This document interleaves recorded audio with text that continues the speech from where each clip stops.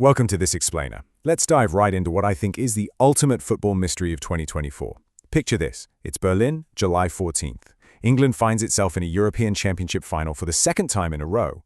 You've got Bukayo Saka, Phil Foden, Jude Bellingham, literally one of the most talented generations the country has produced in decades, out there on the pitch. And yet, they lose to Spain. Another final, another empty dressing room with absolutely no trophy. But here's the thing. It's not just bad luck. As we're going to see, this is an entire system built to produce exactly this result. Just wrap your head around this staggering number, £6 billion. That is the yearly revenue of the English Premier League. It's broadcast in 190 countries, and the infrastructure is just absolutely world-class. The money's there for sure, and the talent is undeniably there. From the outside looking in, the system seems completely perfect. And yet, the last time the England national team won absolutely anything at all was way back in 1966. So, we're left with this extreme paradox. Think about it. The exact same players who lose finals for England go back to their clubs and completely dominate. I mean, Harry Kane carried Tottenham and now he's dominating at Bayern Munich. Jude Bellingham arrived at Real Madrid and was voted the best player in La Liga in his very first year. Saka is consistently elite. So we can entirely rule out a lack of individual quality. But then, you look at the national team's record, 0 trophies since 1966. To understand why this keeps happening, we really need to do a systemic autopsy. Section 1. A century of arrogance. To get to the bottom of this modern paradox, we actually have to step back over 100 years.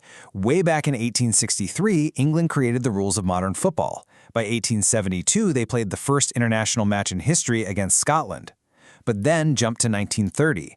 When FIFA organized the very first World Cup, England didn't even participate. And no, it wasn't because they weren't invited. They simply declined.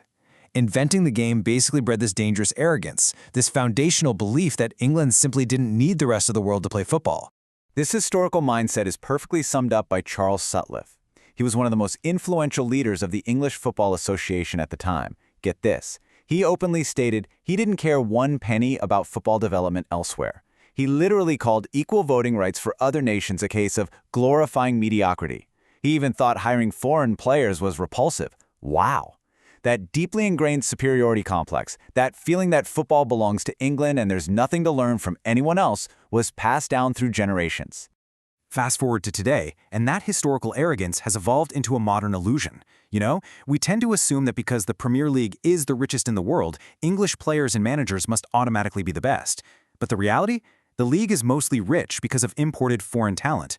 That talent raised the league's level, absolutely, but it pushed English kids into secondary roles. The talented English kid ends up getting benched for a €60 million foreign signing. And the managers? Well, in 1992, there was only one foreign manager in the entire league. Today, only 2 English managers are actually coaching Premier League clubs. Let that sink in. Section 2. A team without identity. Now this problem goes way beyond the boardroom. It creeps right into the dressing room. Former captain Steven Gerrard described the national team dressing room in the 2000s with one visceral word: hatred. Players from Manchester United, Liverpool, and Chelsea would arrive at the national camp and just pretend to tolerate one another. Rio Ferdinand even admitted he felt like he was betraying Manchester United if he got too close to Gerrard or Lampard. It was this devastating club-level tribalism that completely fractured the national squad. And honestly, it gets worse. Michael Owen played 89 matches for England, and he revealed a pretty disturbing truth. He said nobody ever talked about the team's history or what it meant to be English. It was a national team without any real identity or shared purpose. So when that incredible golden generation of Beckham, Rooney, Lampard, and Gerrard took the field, they never actually played in a cohesive system. They played in the exact same positions, constantly got in each other's way, and no manager had the courage to step up and fix it. And that led directly to their tragic 2006 World Cup exit. The clash in football philosophies is really stark here. Historically, England relied heavily on physical strength, speed, and just raw passion. This is basically a hangover from Sir Alf Ramsey's 1966 World Cup win with his wingless wonders, a team totally built on running and pressure. But while England stubbornly clung to that outdated mentality, other nations were evolving. Spain, Brazil, Germany. They were busy developing tactical intelligence, possession-based football, and organized pressing. Nations with a clear DNA and identity dominated the sport, while England was still just trying to muscle their way to a win. Section 3. Media, Fear, and Penalties. A huge part of this psychological damage is driven by the ruthless English media, which basically operates on this vicious, predictable cycle: worship, destruction, and rehabilitation. The most heartbreaking example of this is David Beckham in 1998. He was just 23 years old when he was sent off against Argentina. Following that red card, he was booed, spat on, and labeled a traitor until he fell into clinical depression. He was psychologically destroyed by his own country, at least until he scored a historic free kick in 2001 and was suddenly rehabilitated. This cycle creates players who are simply terrified to make a mistake. And that crippling fear manifests most clearly in one unbelievable number: 7. England has been eliminated in World Cup quarterfinals on penalties 7 separate times. That is literally the worst record in the history of international football.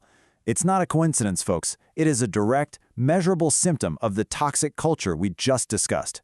Researchers who analyze collective mentality have actually redefined penalty success. It turns out confidence doesn't just come from taking 100 practice penalties in training. It comes from psychological safety.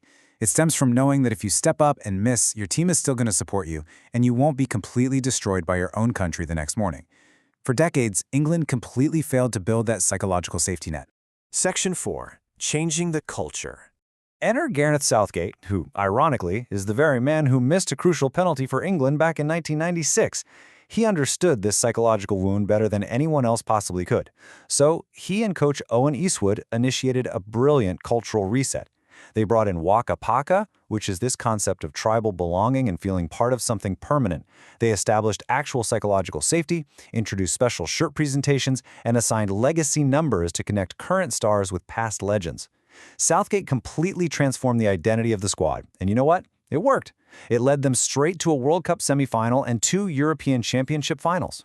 Section 5. Trophies without the process. But as we saw, Southgate's culture shift wasn't quite enough to actually secure the ultimate trophy. The way different nations handle failure is so revealing here. When Germany failed in 2000, they spent 10 grueling years entirely rebuilding their youth development system from the ground up. France took decades to patiently construct a system that consistently produces elite talent.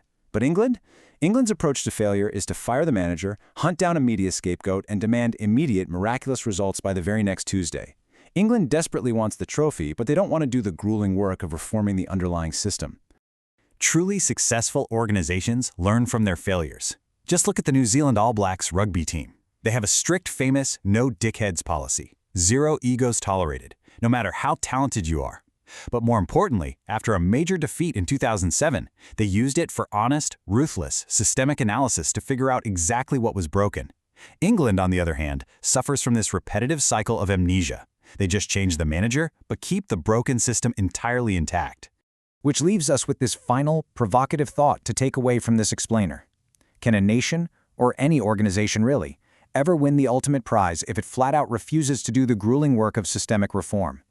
Southgate definitely proved that culture matters, but 8 years simply isn't enough time to undo a century of arrogance and systemic ignorance. The failure isn't just happening on the pitch, it is happening all around it. Thanks so much for joining me on this deep dive. I want you to take this framework and look at the organizations in your own life. Ask yourself, are they actually doing the hard work, or are they just hoping for a trophy?